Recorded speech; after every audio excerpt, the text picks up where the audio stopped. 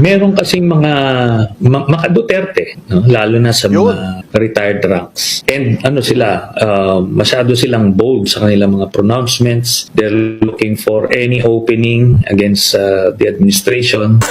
Pero lalo si Malacanang kita ang May mga retired members ng AFP at PNP na nanghihikayat na mag-distab. Ngayon, totoo din po yung sinabi ni Trillanes na may mga retired military officials na agitators. Ano yung agitators? Hindi ho sila nagre-recruit pero ginagalit nila ang mga nasa military. Hindi ho pwedeng idinayan ng mga retirees na ito dahil pinipick up sila ni SMNI. So, paano natin nalaman na posibleng merong involvement or active recruitment ng military sa distab na ginagawa ni Digong? Paano? Kasi mga kutsero, nagparinig na siya eh. Alala nyo to?